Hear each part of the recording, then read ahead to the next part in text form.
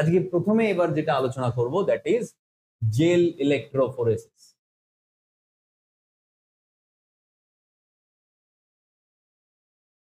টার্মটার use কি দেখি। Jail means এই টেকনিকে কিছু জেল ইউজ করা হয়, যেমন আগের দিনও বা একটু আগেই যে বোঝালাম পেট্রিডিসের মধ্যে জেল থাকে, আগার আগার, এগুলো কিন্তু সবই ওই রেড অ্যালগির এক্সট্রাক্ট, এখানেও সেই জেলটাই ইউজ করা হয়। ইলেকট্রোফোরেসিস মানে separation of different charged substance or molecule under the electrical field. This is called electrophoresis.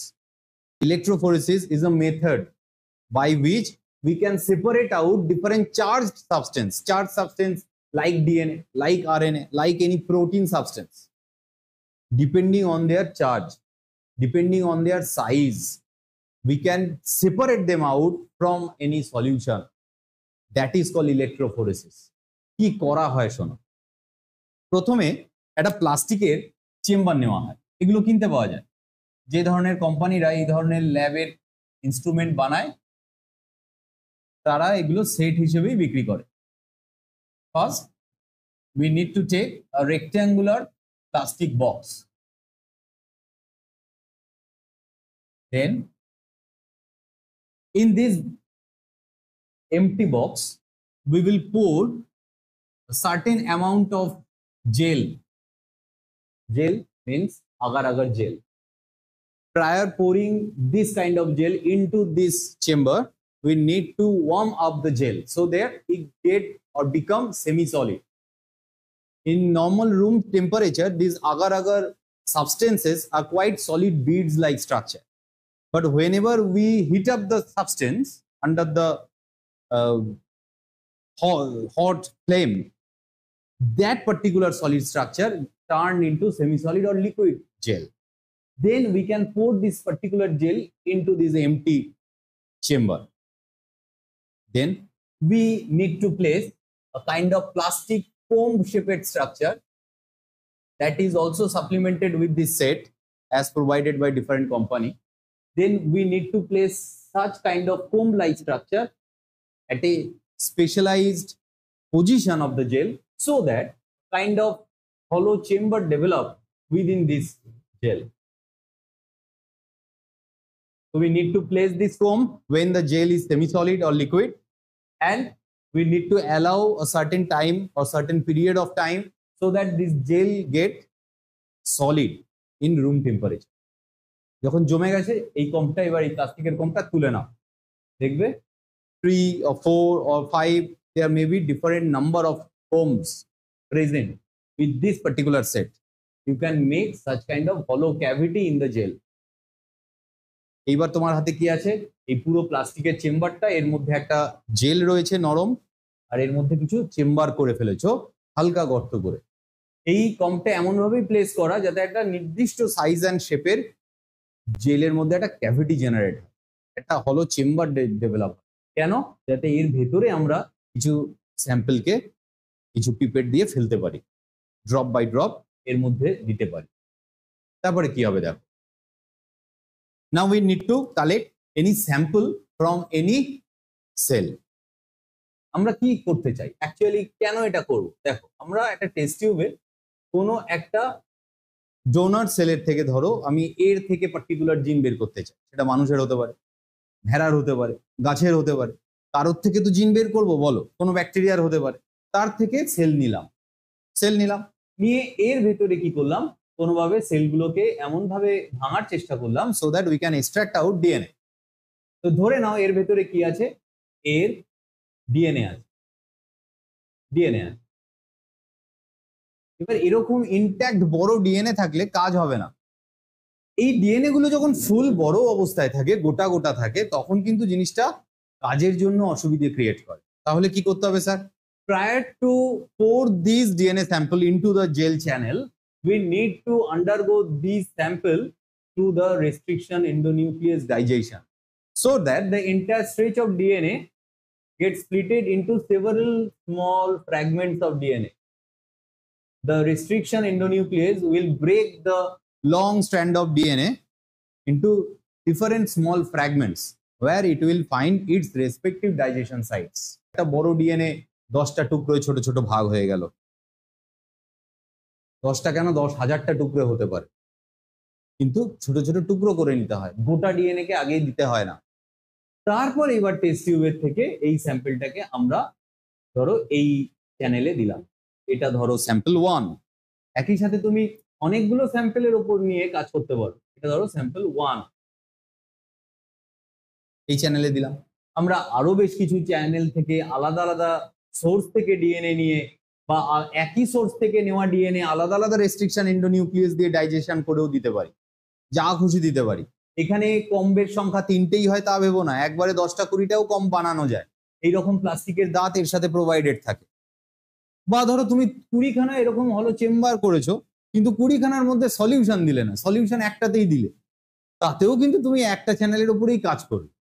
এইবার কি হবে, এবার তুমি ধরো এর মধ্যে সলিউশন দিয়েছো কোনো একটা টেস্ট টিউব থেকে নিয়ে, এটা ধরো স্যাম্পল 2, এটা ধরো স্যাম্পল 3, স্যাম্পল 1, 2 and 3 রেসপেক্টিভ চ্যানেলে তুমি সলিউশন দিয়ে দিয়েছো। সলিউশনের মধ্যে কি আছে, ডিএনএ আছে। এবার কি হবে, এইবার স্পেশালাইজড ইলেকট্রোড পাওয়া যায়, যেগুলো এই মেশিনটার সাথেই প্রোভাইডেড থাকে। এখানে চার্জ অ্যাটাচ করা যায়, মানে বাইরের থেকে কারেন্টের কানেকশন এর সাথে দেওয়া যায়।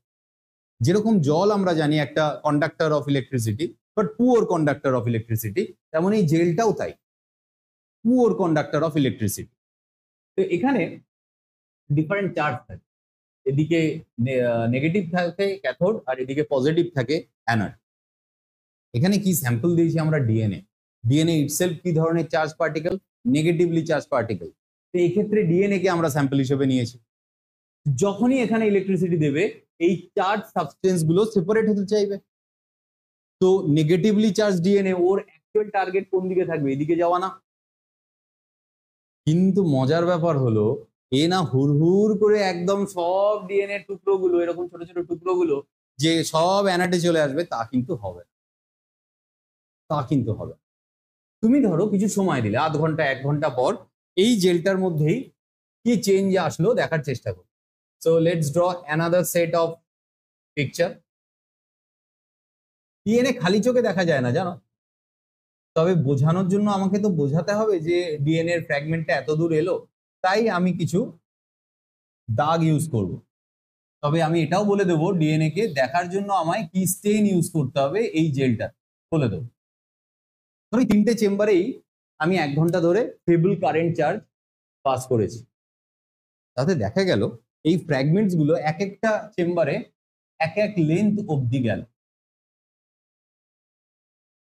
ধরো এইটাতে এই 5টা জায়গায় আমি ডিএনএ এর ফ্র্যাগমেন্টকে পেলাম। পরের চেম্বারে যেখানে স্যাম্পল 2 ছিল, সেখানে ধরো আলাদা কোনো রেস্ট্রিকশন এন্ডোনিউক্লিয়াস ডাইজেশন করেছে, সেখানে আলাদা জায়গায় আমি পেলাম। এই দাগগুলো ধরে নাও রিপ্রেজেন্ট করছে ডিএনএ স্ট্র্যান্ডকে। এখানেও অন্য জায়গায় পেতে পারি আমি, কোন জায়গায় ধরো পেলে। 3টে স্যাম্পল 3টে আলাদা সোর্স থেকে আনা যেতে পারে, বা একই সোর্স ডিএনএ কে ডিফারেন্ট রেস্ট্রিকশন এন্ডোনিউক্লিয়াস দিয়ে ডাইজেশন করা যেতে পারে। এটাকে ধরো ইকো আর1 দিয়ে ডাইজেশন করেছো, এটাকে হিন্থ 3 দিয়ে, একে ব্যাম H1 দিয়ে, তাহলেও আলাদা ফ্র্যাগমেন্টের লেন্থ তৈরি হবে। তো এখন যখন ইলেকট্রিক চার্জ দিয়েছিলাম ক্যাথেড থেকে, যখন অ্যানোডে এলো, কেন এইরকম ভাবে ডিফারেন্টলি ওরিয়েন্টেড হলো? দেখো এখানে মনে রেখো, যখন ইলেকট্রোফোরেসিস করা হয়, সেই ফ্র্যাগমেন্ট অফ ম্যাক্রোমলিকিউলটাই ফার্দেস্ট ডিস্টেন্স প্রোভাইড করে, যেটা স্মলার সাইজের হয়।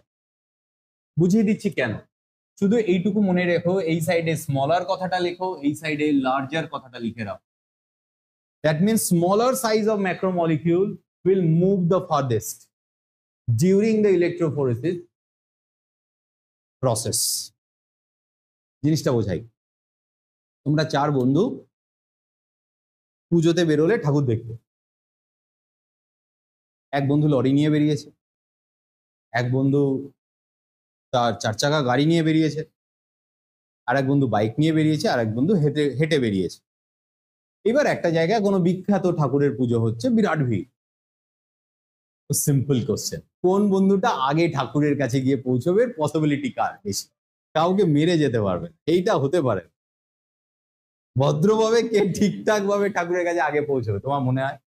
বাইক নিয়েও যে যাচ্ছে সেও পেরে উঠবে না, যা ভিড় হয়ে যায়। জাস্ট এই কথাটাকে মনে রাখ।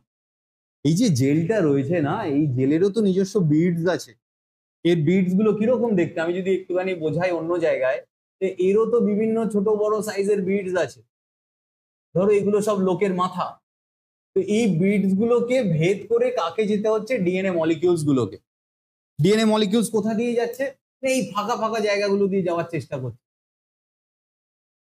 তাড়াতাড়ি শর্ট টাইমে সবচেয়ে দূরে যেতে পারবে যে সাইজটা সবচেয়ে ছোট, আর যে বড় সে ওখানে গিয়েছে আটকে। লরি আর এগোচ্ছে না, ওই তুই ছেড়ে দে, তুই গাড়িটা বন্ধ করে রাখ, কাল ভোরবেলা দেখা যাবে, আজকে রাতে তো আর তুই চালাতে পারবি না। তো এটাকে যতক্ষণই রেখে দাও, এই বেটা আর বেশি এগোতে পারবে না। তোমার মনে হলো স্যার 1 ঘন্টা ইলেকট্রোফোরেসিস করেছি, এটা হয়তো এত দূর এসছে, চলো 10 ঘন্টা করি, তার মানে এইরকম হবে না। হ্যাঁ হয়তো একটু এগোবে, বাট বিশাল এগোবে না, ডিফারেন্স থাকবেই। অ্যাকচুয়ালি কেন বুঝতে পারলে এই ডিএনএ স্ট্র্যান্ড গুলো এইরকম ভাবে ওরিয়েন্টেড হয়ে গেল? they get separated from each other depending on their size. চার্জও তো বটে, এরা তো সবাই নেগেটিভলি চার্জ, তো এরা সবাই পজিটিভলি চার্জের দিকে অ্যাট্রাক্টেড হয়েছে, এটা নিয়ে কোনো কনফিউশন নেই। কিন্তু এই মুহূর্তে যে সেপারেশনটা যেটুকু দেখা যাচ্ছে, that is due to their size. যার ভলিউম বেশি সে আটকে যাবে, ওইখানেই আটকে যাবে, চ্যানেলের থেকে খুব বেশি এগোতে পারবে না। বলো বুঝলে কিনা? So how can we define the process? Jail electrophoresis is nothing but a process that try to separate out different macromolecular structure under the influence of an electric field. That's simple. এখানে jail কেন বলা হয়? কারণ জলের মধ্যে দিয়ে এই প্রসেসটা করা যায় না। জেলের মধ্যে কি হয় দেখো, এটা সেমি সলিড জেল, তো যেমন মুভও করতে পারে, তেমন মুভ করার পর কারেন্টের কানেকশনটা বন্ধ করে দিলে তুমি এদেরকে এই পজিশনে ফিক্সড পেয়ে যাবে। জলে হলে কি হবে, ওরা এদিক ওদিক ঘুরে বেড়াবে, যেহেতু জলটার ওরকম ফ্লুইডিটি একটা নেচার আছে। ওই জন্য এই পার্টিকুলার জেলটাই ইউজ করা হয়, এই জন্য এটাকে জেল ইলেকট্রোফোরেসিস বলা হয়, জল ইলেকট্রোফোরেসিস নয়।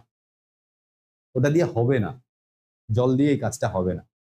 এবার মজাদার ব্যাপার কি জানো, এইটার থেকে এই ডিএনএটাকে তুলেও আনা যায়।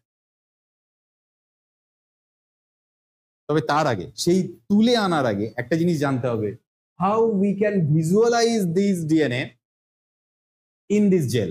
দেখবো কিভাবে? আমি তো প্রথমে বললাম যে খালি চোখে তো ডিএনএ দেখতে পারবে না, ডেফিনেটলি পারবে না। তুমি এই পুরো প্রসেসটা 1 ঘন্টা কারেন্ট চালানোর পর ফাঁকাই দেখবে, কিন্তু খালি চোখে কি দেখবে? সাদা দেখবে, কিচ্ছু দেখতে পাবে না। এটাকে দেখার জন্য একটা মেথড অ্যাপ্লাই করতে হয়। এটাকে এই প্লাস্টিকের কোটোর মধ্যে আছে, তো তুমি প্রথমে একটা ফ্ল্যাট চেম্বারের মধ্যে এই প্লাস্টিকের চেম্বারটাকে 1 ঘন্টা বা 2 ঘন্টা জেল ইলেকট্রোফোরেসিস করার পর উল্টে রাখো, হালকা ট্যাপ করো, জেলটা পড়ে যাবে। তারপরে প্লাস্টিকের চেম্বারটা তুলে পাশে সরিয়ে রাখো। এইবার এই জেলটাকে একটা সলিউশনের মধ্যে রাখতে হয়, একে স্টেইন করতে হয়। এই স্টেইনটা কি দিয়ে করে জানো? ইথিডিয়াম ব্রোমাইড দিয়ে করে। এই ইথিডিয়াম ব্রোমাইড এক ধরনের অরেঞ্জ কালারের স্টেইন তৈরি করে। এই অরেঞ্জ কালারের স্টেইনটাও আবার খালি চোখে দেখা যাবে না। মানে স্টেইন করে যত খালি চোখে দেখা যাবে না, হ্যাঁ খালি চোখে দেখা যাবে না। তুমি এই জেলটাকে তখনই অরেঞ্জ কালারের স্টেইনের ইউজফুলনেস বুঝতে পারবে when you will place the gel under the UV light. UV লাইটের চেম্বার পাওয়া যায়, ল্যাবে থাকে এগুলো। ঢাকনা খুলে জেলটাকে নিচে রাখো, ঢাকনাটাকে বন্ধ করো, ইউভি লাইট তারপর দিতে হয়। তাহলে ইউভি লাইট অন করে তোমার হাত পা দেওয়া ঠিক হবে না, তোমার স্কিনে তো ইউভি রে পড়বে, and that is harmful for our skin as well. সেটা করা যায় না। ইউভি লাইটের চেম্বার কিনতে পাওয়া যায়, এগুলো কেমিস্ট্রি ল্যাবে, বায়োলজির ল্যাবে থাকে। বিশেষ করে কলেজ ইউনিভার্সিটি লেভেলে গেলে এগুলো দেখা যায়, হয়তো স্কুলে থাকবে না, প্রচুর দাম হয় এগুলো। তো চেম্বারটা কি করা হয়? ক্লোজ চেম্বার, ঢাকনা খুলে জেলটাকে একটা নির্দিষ্ট প্ল্যাটফর্মে রাখো, নিয়ে এবার ঢাকনাটা বন্ধ করে দাও, লাইটটা জ্বালাও, সুন্দরভাবে তুমি এই জেলটার মধ্যে এই কটা জায়গাতেই অরেঞ্জ কালারের জিনিস পেয়ে যাবে। বাকি জায়গাগুলো অরেঞ্জ কালার বেরোবেও না। কেন? এই ইথিডিয়াম ব্রোমাইডের যে স্টেনিং পার্টিকেলস গুলো থাকে সেগুলো অ্যাকচুয়ালি ডিএনএ এর সাথে বাইন্ড করে। ফলে এই লাইটের পুরো পুরো মনে হবে যেন টুনি লাইট জ্বলছে ইয়ের ওপর, এই জেলটার মধ্যে কয়েকটা জায়গাতে এই লাইটটা বেরোবে। তুমি চাইলে প্রিসাইসলি ওই জায়গাগুলোকে আইসোলেট করে নিয়ে বা বিশেষ ধরনের গ্লাভস কিনতে পাওয়া যায় ইউভি প্রোটেক্টেড, চাকু দিয়ে এইগুলোকে কেটেও বের করে আনতে পারো এই জেল থেকে, ভেরি মাচ পসিবল। তার জন্য খুব প্রিসাইজ প্র্যাকটিস হাত দরকার, নাহলে জিনিসটাও তো এইটুকু, এর মধ্যে আবার একটা ছোট ফ্র্যাগমেন্ট কাটাও তো সহজ না। কিন্তু এটা পারা সম্ভব। এবার আমি বোঝাবো, ধরে নাও এটা মানুষের কোনো সেলের ডিএনএ এরকম বিভিন্ন ফ্র্যাগমেন্ট করেছো, হয়তো তাদের সংখ্যা আরো অনেক বেশি আছে। এবার তুমি একটা জিন বের করতে চাও, ধরো ইনসুলিনের জিন এর মধ্যেই আছে, আমি বলে দিয়েছি। এবার তুমি ইনসুলিনের জিন বের করতে চাও, তার প্রসেস কি? সেটার প্রসেস হলো এইটার সাথে ইনসুলিনের কিছু প্রোব ইউজ করতে হবে, ইনসুলিন জিনের কিছু প্রোব। তবে তার আগে এই মেটেরিয়ালটাকে জেল থেকে বাইরে আনতে হবে। Material means DNA. এক্ষেত্রে তুমি স্টেইন আগে নাও করতে পারো, কারণ এখন তোমার সব ডিএনএ কে দেখা উদ্দেশ্য নয়। এখন তোমার মেইন অবজেক্টিভ কি? ইনসুলিনের জিনকে বের করে আনা।